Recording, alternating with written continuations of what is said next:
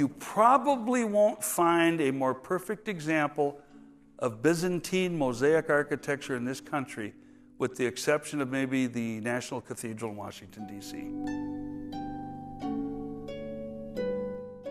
There's over 10 million individual pieces, no larger than your small fingernail, all fused with gold, silver, and glass. I mean, it's an incredible work of art. This is actually the third structure on this piece of land. Towards the latter end of 1905, the clergy and some of the funeral directors got together and approached the board at Lakewood and said, you need a chapel that is more fitting with such a grand cemetery. That same group who complained that we didn't have a decent building also complained that when they came in here, it wasn't church-like enough. So we had to buy some pews. They also didn't like the fact that the windows were too bright and it was too cheery in here.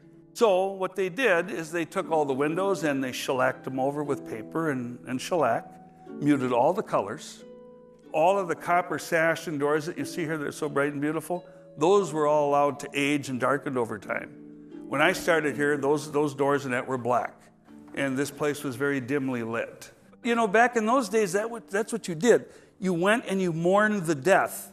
You did not necessarily, what we do today, celebrate the life. We did a renovation in '96, and all of what I just mentioned was undone.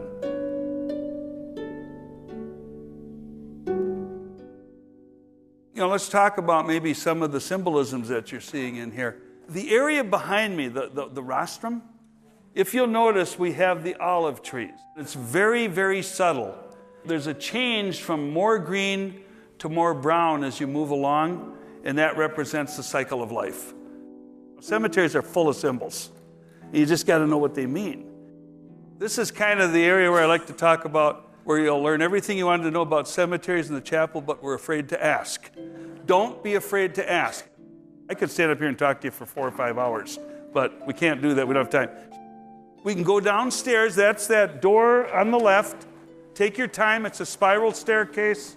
Meander around. I'll come down and answer any questions you might have. When you get down there, there's the columbarium, and then there's the original crematory area, which is no longer active. And then finally, you can move into the exhibit area, which talks a lot about construction of this building, and there's a lot of copies of the original documents. And then finally, down the ramp, you'll see a newer area down there. Families gather to witness cremation, and the new crematory is down there too. Thanks for coming. Thank you. Yeah, you're welcome. You're welcome.